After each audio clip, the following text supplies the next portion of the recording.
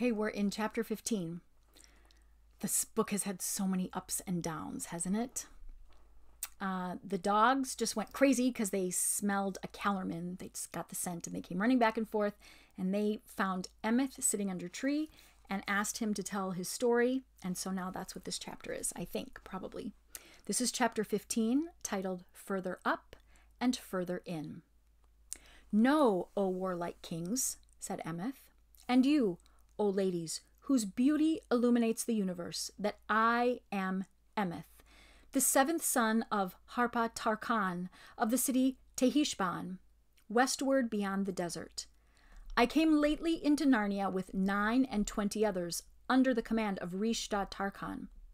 Now, when I first heard that we should march upon Narnia, I rejoiced, for I had heard many things of your land and desired greatly to meet you in battle. But when I found that we were to go in disguised as merchants, which is a shameful dress for a warrior and the son of a Tarkhan, and to work by lies and trickery, then my joy departed from me. And most of all, when I found that we must wait upon a monkey, and when it began to be said that Tash and Aslan were one, then the world became dark in my eyes. For always since I was a boy, I have served Tash, and my great desire was to know more of him, if it might be to look upon his face, but the name of Aslan was hateful to me. And, as you have seen, we were called together outside the straw-roofed hovel night after night. He means the stable. And the fire was kindled, and the ape brought forth out of the hovel something upon 4 legs that I could not well see. And the people and the beasts bowed down and did honor to it. But I thought, the Tarkhan is deceived by the ape, for this thing that comes out of the stable is neither Tash nor any other god. But when I watched the Tarkhan's face and marked every word that he said to the monkey, then I changed my mind, for I saw that the Tarkhan did not believe in it himself, and then I understood that he did not believe in Tash at all, for if he had, how could he dare to mock him? When I understood this, a great rage fell upon me, and I wondered that the true Tash did not strike down both the monkey and the Tarkhan with fire from heaven. Nevertheless, I hid my anger, and I held my tongue, and I waited to see how it would end. But last night, as some of you know, the monkey brought not forth the yellow thing, but said that all who desired to look upon Tashlan, for so they mixed the 2 words to pretend that they were all one, that they must pass one by one into the hovel, or the stable. And I said to myself, doubtly, this is some other deception. But when the cat had followed in, and had come out again in a madness of terror, then I said to myself, surely the true Tash, whom they called on without knowledge or belief, has now come among us and will avenge himself. And though my heart was turned into water inside me because of the greatness and terror of Tash, yet my desire was stronger than my fear. And I put force upon my knees to keep them from trembling, and on my teeth so that they would not chatter. And I resolved to look upon the face of Tash, even though he might slay me. So I offered myself to go into the hovel, and the Tarkhan, though unwillingly, did let me go. As soon as I had gone in at the door, the first wonder was that I found myself in this great sunlight, as we all are now, though the inside of the hovel had looked dark from the outside. But I had no time to marvel at this, for immediately I was forced to fight for my head against one of our own men. As soon as I saw him, I understood that the monkey and the Tarkhan had set him there to slay any who came in, if he were not in their secrets. So that this man also was a liar and a mocker, and no true servant of Tash. I had the better will to fight him, and having slain the villain, I cast him out behind me through the door. Then I looked about me, and I saw the sky and the wide lands, and smelled the sweetness, and I said, by the gods, this is a pleasant place. it may be that I am come into the country of Tosh. And I began to journey into the strange country and to seek him. So I went over much grass and many flowers and among all kinds of wholesome and delectable trees until, in a narrow place between two rocks, there came to meet me a great lion. The speed of him was like the ostrich, and his size was an elephant's. His hair was like pure gold, and the brightness of his eyes like gold that is liquid in the furnace. He was more terrible than the flaming mountain of Lagur, and in beauty he surpassed all that is in the world, even as the rose in bloom surpasses the dust of the desert. Then I fell at his feet and thought, surely this is the hour of death, for the lion, who is worthy of all honor, will know that I have served Tosh all my days, and not him. Nevertheless, it is better to see the lion and die than to be Tisroc of the world and live and not to have seen him. But the glorious one bent down his golden head and touched my forehead with his tongue and said, Son, thou art welcome. But I said, Alas, Lord, I am no son of thine, but the servant of Tosh. He answered, Child, all the service thou hast done to Tosh, I account it as service done to me. Then by reason of my great desire for wisdom and understanding, I overcame my fear and questioned the glorious one and said, Lord, is it then true, as the ape said, that thou and Tosh are one? The lion growled so that the earth shook. But his wrath was not against me, and he said, That is false. Not because he and I are one, but because we are opposites. I take to me, I need to say that again, sorry. Not because he and I are one, but because we are opposites, I take to me the services which thou hast done for him. For he and I are of such different kinds that no service which is vile can be done to me, and none which is not vile can be done to him.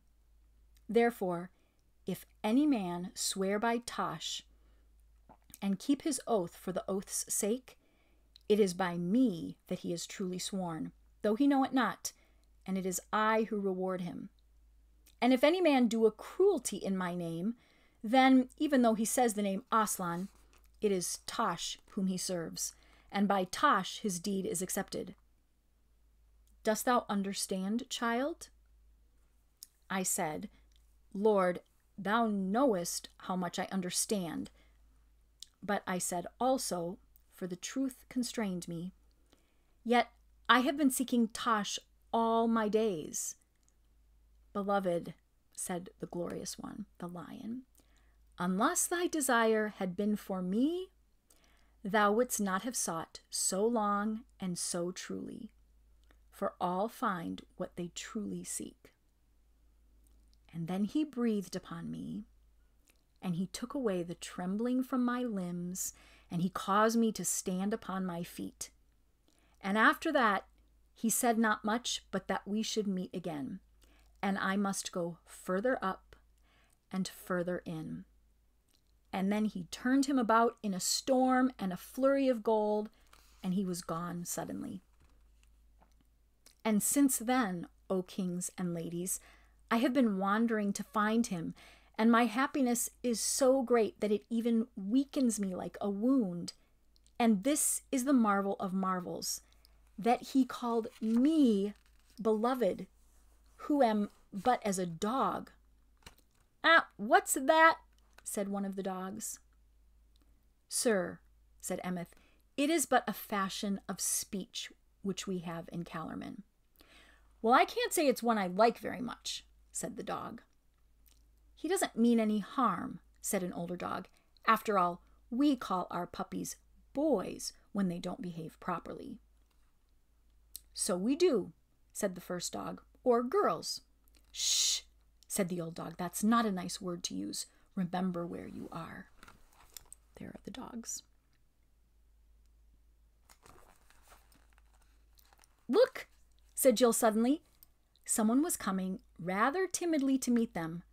A graceful creature on 4 feet, all silvery gray, and they stared at him for a whole 10 seconds before 5 or 6 voices said all at once, "Why, it's old Puzzle!"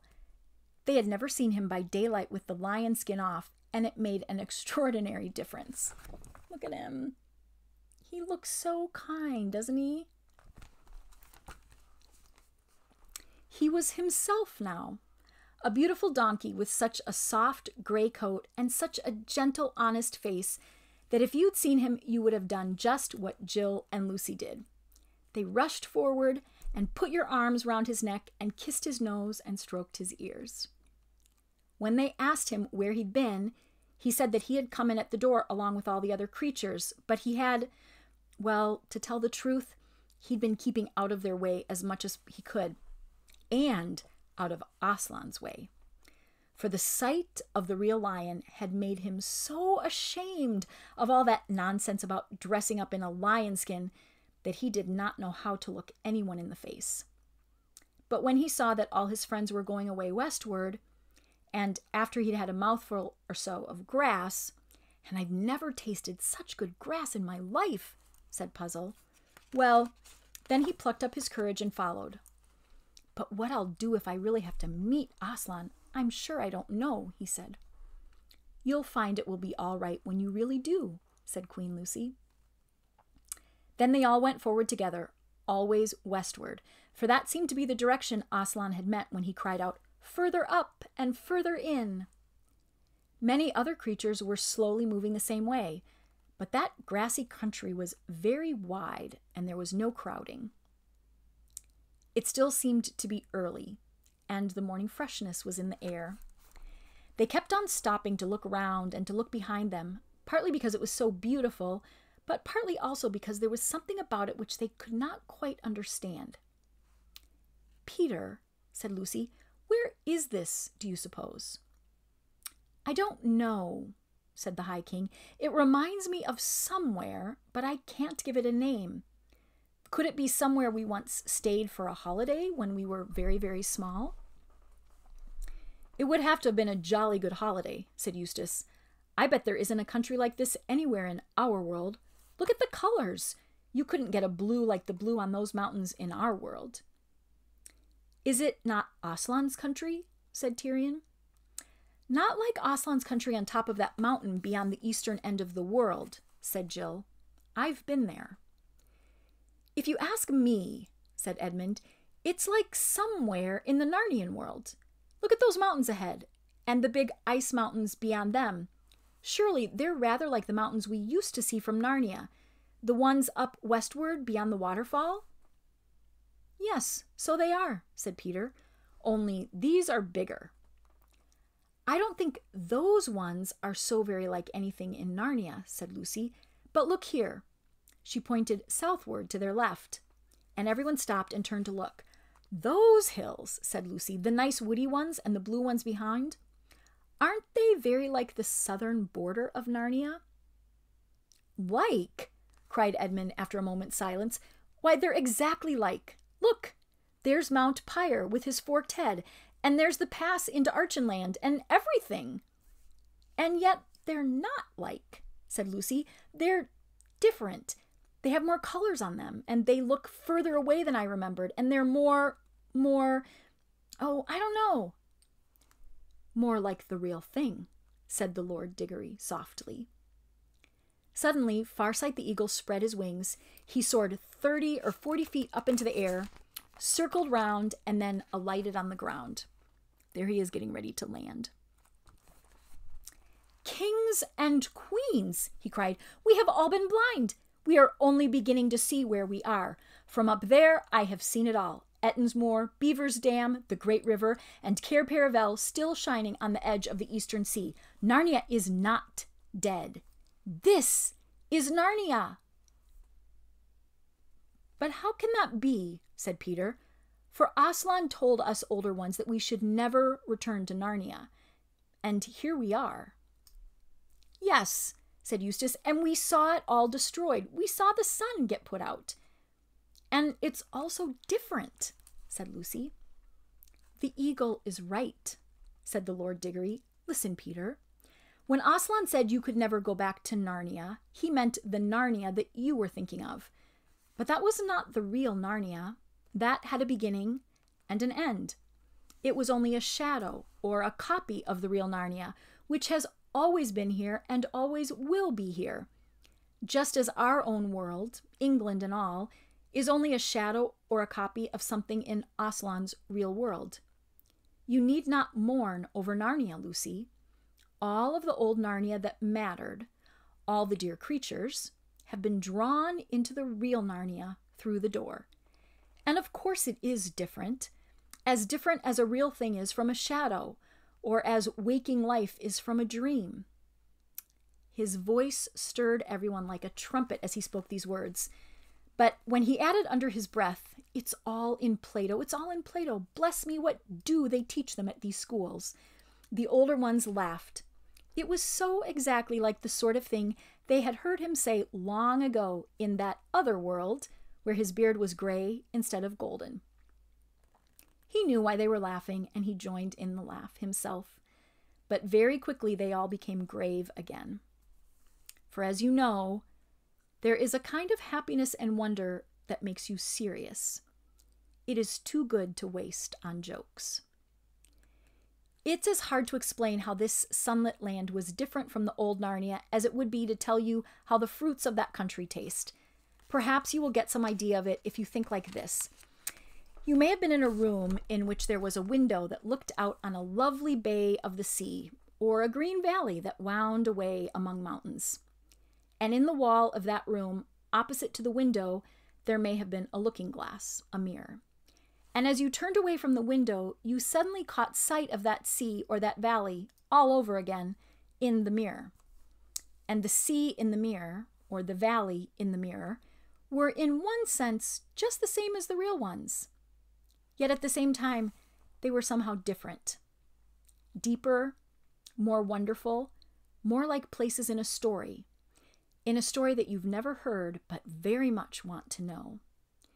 The difference between the old Narnia and the new Narnia was like that.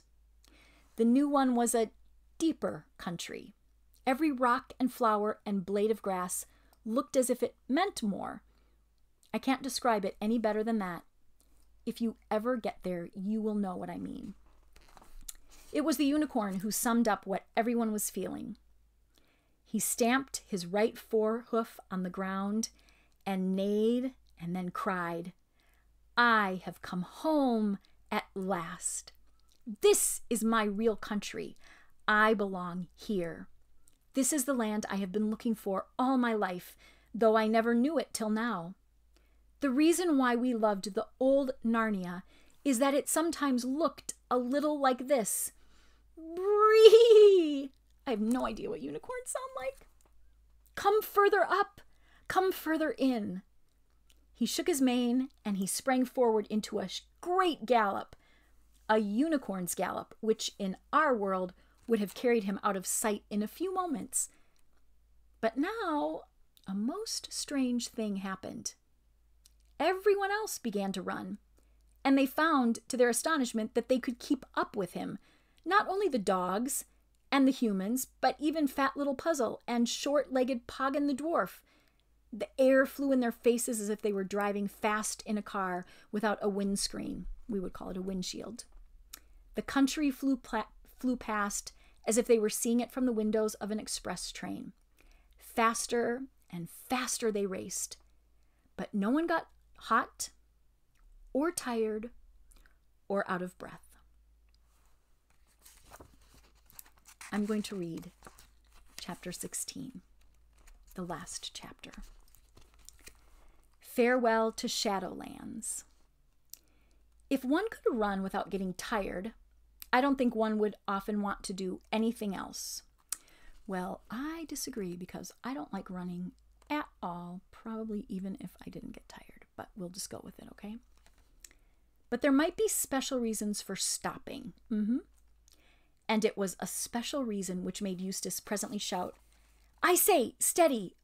Look what we're coming to!" And well he might, for now they saw before them Cauldron Pool. That's where they found the lion skin, remember, at Cauldron Pool. And beyond the pool, the high, unclimbable cliffs, and pouring down the cliffs, thousands of tons of water every second, flashing like diamonds in some places and dark glassy green in others, the great waterfall. And already the thunder of it was in their ears. "Don't stop! Further up and further in," called Farsight, tilting his flight a little upward. "Well, it's all very well for him," said Eustace, because he could fly. But Jewel also cried out, "Don't stop! Further up and further in. Take it in your stride." His voice could only just be heard above the roar of the water. But the next moment, everyone saw that he had plunged into the pool. And helter-skelter behind him, with splish after splash after splash, all the others did the same. The water was not bitingly cold, as all of them, and especially Puzzle, because remember, he had to jump in there once. It wasn't as cold as they expected, but it was a delicious, foamy coolness. They all found that they were swimming straight for the waterfall itself. "This is absolutely crazy," said Eustace to Edmund. "I know," said Edmund, "and yet—" "Isn't it wonderful?" said Lucy. "Have you noticed one can't feel afraid, even if one wants to? Try it." "By Jove, neither one can," said Eustace after he had tried. Jewel reached the foot of the waterfall first, but Tirian was only just behind him. Jill was last, so she could see the whole thing better than the others. She saw something white moving steadily up the face of the waterfall. That white thing was the unicorn. You couldn't tell whether he was swimming or climbing, but he moved on higher and higher. The point of his horn divided the water just above his head, and it cascaded out in 2 rainbow-colored streams all around his shoulders. Just behind him came King Tirian. He moved his legs and arms as if he were swimming, but he moved straight upward, as if one could swim up the wall of a house. What looked funniest was the dogs. During the gallop, they had not been at all out of breath. But now, as they swarmed and wriggled upwards, there was plenty of spluttering and sneezing among them. That was because they would keep on barking, and every time they barked, they got their mouths and noses full of water. But before Jill had time to notice all these things fully, she was going up the waterfall herself. It was the sort of thing that would have been quite impossible in our world. Even if you hadn't been drowned, you would have been smashed to pieces by the terrible weight of the water against the countless jags of the rock. But in that world, you could do it. You went on, up and up, with all kinds of reflected lights flashing at you from the water, and all manner of colored stones flashing through it, till it seemed as if you were climbing up light itself. Remember in Voyage of the Dawn Treader, the water was like drinkable light? And always higher and higher, till the sense of height would have terrified you, if you could be terrified. But later, it was only gloriously exciting. And then at last, one came to the lovely, smooth green curve in which the water poured out over the top, and found that one was now out on the level river above the waterfall. The current was racing away behind you, but you were such a wonderful swimmer that you could make headway against it. Soon they were all on the bank, dripping wet but happy. A long valley opened ahead, and great snow mountains, now much nearer, stood up against the sky. "Further up and further in," cried Jewel, and instantly they were off again. They were out of Narnia now and up into the western wild, which neither Tirian nor Peter nor even the eagle had ever seen before. But the Lord Diggory and the Lord Polly had. That was when they flew up to get the apple from which they were going to get the seed for the tree, remember? "Do you remember? Do you remember?" they said, and they said it in steady voices too, without panting, though the whole party was now running faster than an arrow flies. "What, Lord," said Tirian, "is it then true, as stories tell, that you two journeyed here on the very day that the world was made?" "Yes," said Diggory, "and it seems to me as if it were only yesterday." "And on a flying horse?" asked Tirian. "Is that part true?" "We know." "Certainly," said Diggory, but the dogs barked, "Faster, faster!" So they ran faster and faster, till it was more like flying than running, and even the eagle overhead was going no faster than they were. And they went through winding valley after winding valley, and up the steep sides of hills, and faster than ever down the other side, following the river and sometimes crossing it and skimming across mountain lakes as if they were living speedboats, till at last, at the far end of one long lake, which looked as blue as a turquoise, they saw a smooth green hill. That is exactly what Diggory and Polly saw. Remember, there was a pool and then there was a green hill going up? Its sides were as steep as the sides of a pyramid, and round the very top of it ran a green wall. But above the wall rose the branches of trees whose leaves looked like silver and their fruit like gold. "Further up and further in," roared the unicorn, and no one held back. They charged straight at the foot of the hill and then found themselves running up it almost as water from a broken wave runs up a rock out at the point of some bay. Though the slope was nearly as steep as the roof of a house,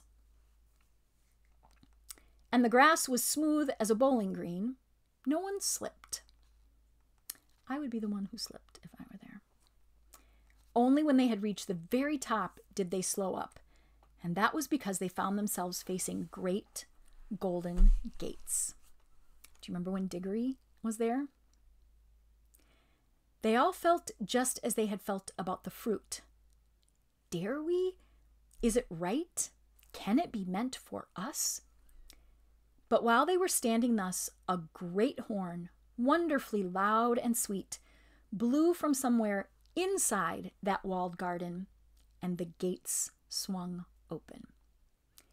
Tirian stood holding his breath and wondering who would come out. And what came was the last thing he had expected. A little, sleek, bright-eyed, talking mouse with a red feather in a circlet stuck on its head, and its left paw resting on a long sword, because it is always ready to fight.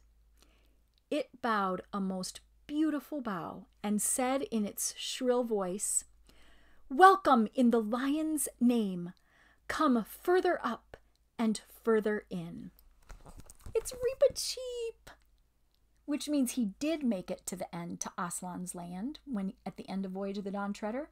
Remember when we never saw him again? He made it. I'm wearing my Dawn Treader necklace in his honor. Then Tirian saw King Peter and King Edmund and Queen Lucy rush forward to kneel down and greet the mouse, and they all cried out, "Reepicheep!" And Tirian breathed fast with the sheer wonder of it, for now he knew that he was looking at one of the great heroes of Narnia, Reepicheep the mouse, who had fought at the great battle of Baruna and afterward sailed to the world's end with King Caspian the seafarer. But before he had had much time to think of this, he felt 2 strong arms thrown about him and felt a bearded kiss on his cheeks, and he heard a well-remembered voice saying, "What, lad? Art thicker and taller since I last touched thee." It was his own father, the good King Airlion, but not as Tirian had seen him last, when they brought him home pale and wounded from his fight with the giant, nor even as Tirian remembered him in his later years, when he was a gray-headed warrior. This was his father, young and merry and joyful, as he could just remember him from very early days, when he himself had been a little boy, playing games with his father in the castle garden at Cair Paravel, just before bedtime on summer evenings. The very smell of the bread and milk he used to have for supper came back to him. Jewel thought to himself, I will leave them to talk for a while, and then I will go and greet the good King Aurelian. Many a bright apple has he given me when I was but a colt." But the next moment he had something else to think of, for out of the gateway there came a horse, so mighty and noble that even a unicorn might feel shy in its presence. A great winged horse. It looked a moment at the Lord Diggory and the Lady Polly, and neighed out, "What, cousins!" And they both shouted, "Fledge! Good old Fledge!" And they rushed to kiss it. But by now, the mouse was again urging them to come in. So all of them passed in through the golden gates, into the delicious smell that blew toward them out of that garden, and into the cool mixture of sunlight and shadow under the trees, walking on springy turf that was all dotted with white flowers. The very first thing which struck everyone was that the place was far larger than it had seemed from outside. The inside is larger than the outside, just like the stable was. But no one had time to think about that, for people were coming up to meet the newcomers from every direction. Everyone you had ever heard of, if you knew the history of those countries, seemed to be there. There was Glimfeather the owl, and Puddleglum the marshwiggle, and King Rilian the disenchanted, and his mother, the star's daughter, and his great father, Caspian himself. And close beside him were the Lord Drinian, and the Lord Byrne, and Trumpkin the dwarf, and Trufflehunter the good badger, with Glenstorm the centaur, and 100 other heroes of the great war of deliverance. And then from another side came Kor, the king of Archenland, who was Shasta, with King Lune his father, and his wife Queen Aravis, and the brave Prince Corin Thunderfist, his brother, and Bree the horse, and Hwin the mare, and then, which was a wonder beyond all wonders to Tyrion, there came from further away in the past the 2 good beavers and Tumnus the fawn. And there was greeting and kissing and handshaking, and old jokes revived.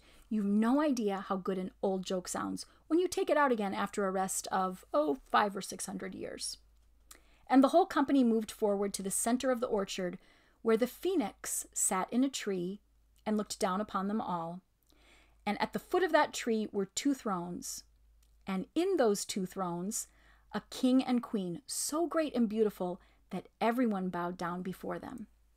And well they might, for these 2 were King Frank and Queen Helen, from whom all the most ancient kings of Narnia and Archenland are descended.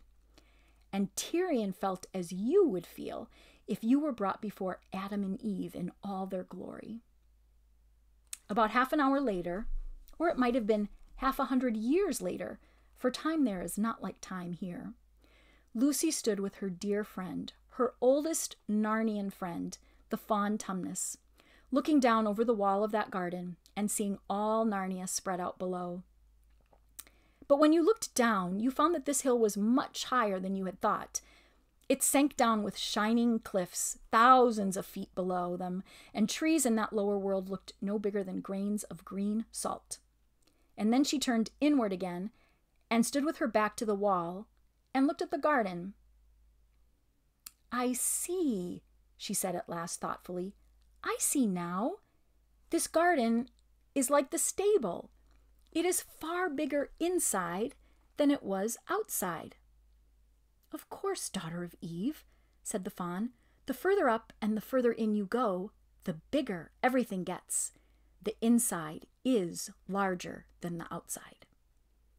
Lucy looked hard at the garden and saw that it was not really a garden, but a whole world, with its own rivers and woods and sea and mountains.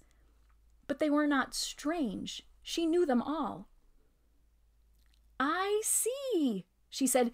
"This is still Narnia, and more real and more beautiful than the Narnia down below, just as it was more real and more beautiful than the Narnia outside the stable door. I see. World within world. Narnia within Narnia." "Yes," said Mr. Tumnus, "like an onion, except that as you continue to go in and in, each circle is larger than the one before it." And Lucy looked this way and that, and soon found that a new and beautiful thing had happened to her. Whatever she looked at, however far away it might be, once she had fixed her eyes steadily on it, it became quite clear and close, as if she were looking through a telescope. She could see the whole southern desert, and beyond it the great city of Tashbaan. To the eastward she could see Cair Paravel on the edge of the sea, and the very window of the room that had once been her own. Isn't it interesting that Tashbaan is there? And far out to sea she could discover the islands, islands after islands to the end of the world, and beyond the end, the huge mountain which they had called Aslan's country. But now she saw that it was part of a great chain of mountains which ringed round the whole world. In front of her it seemed to come quite close. And then she looked to her left and saw what she took to be a great bank of brightly colored cloud, cut off from them by a gap. But she looked harder and saw that it was not a cloud at all, but a real land. And when she had fixed her eyes on one particular spot of it, she at once cried out, "Peter! Edmund, come and look! Come quickly!" And they came and looked, for their eyes also had become like hers. "Why," exclaimed Peter, "it's England! And that's the house itself, Professor Kirk's old home in the country, where all our adventures began." "I thought that house had been destroyed," said Edmund. "So it was," said the fawn, "but you are now looking at the England within England, the real England, just as this is the real Narnia, and in that inner England no good thing is ever destroyed." Suddenly they shifted their eyes to another spot, and then Peter and Edmund and Lucy gasped with amazement and shouted out and began waving, for there they saw their own father and mother waving back at them across the great deep valley. It was like when you see people waving at you from the deck of a big ship when you are waiting on the quay to meet them. "How can we get at them?" said Lucy. "That is easy," said Mr. Tumnus. "That country and this country, all the real countries, are only spurs jutting out from the great mountains of Aslan. We have only to walk along the ridge, upward and inward, till it joins on. And listen, there is King Frank's horn. We must all go up." And soon they found themselves all walking together, and such a great, bright procession it was, up toward mountains higher than you could see in this world, even if they were there to be seen. But there was no snow on those mountains. There were forests and green slopes and sweet orchards and flashing waterfalls, one above the other, going on forever. And the land they were walking on grew narrower all the time, with a deep valley on each side. And across that valley, the land which was the real England grew nearer and nearer. The light ahead was growing stronger. Lucy saw that a great series of many-colored cliffs led up in front of them like a giant's staircase. And then she forgot everything else, because Aslan himself was coming, leaping down from cliff to cliff like a living cataract of power and beauty. And the very first person whom Aslan called to him was Puzzle the donkey. You never saw a donkey look feebler and sillier than Puzzle did as he walked up to Aslan. And he looked, beside Aslan, as small as a kitten looks beside a Saint Bernard. The lion bowed down his head and whispered something to Puzzle, at which his long ears went down. But then he said something else, at which the ears perked up again. The humans couldn't hear what he had said either time. And then Aslan turned to them and said, "You do not yet look so happy as I mean you to be." Lucy said, "We're so afraid of being sent away, Aslan, and you have sent us back into our own world so often." "No fear of that," said Aslan. "Have you not guessed?" Their hearts leaped, and a wild hope rose within them. "There was a real railway accident," said Aslan softly. "Your father and mother and all of you are, as you used to call it in the Shadowlands, dead. The term is over. The holidays have begun. The dream is ended. This is the morning. And as he spoke, he no longer looked to them like a lion. But the things that began to happen after that were so great and beautiful that I can't even write them. And for us, this is the end of all the stories. And we can most truly say that they all lived happily ever after. But for them, it was only the beginning of the real story. And all their life in this world and all their adventures in Narnia had only been the cover and the title page. Now at last, they were beginning chapter 1 of the great story, which no one on earth has read and which goes on forever, and in which every chapter is better than the one before.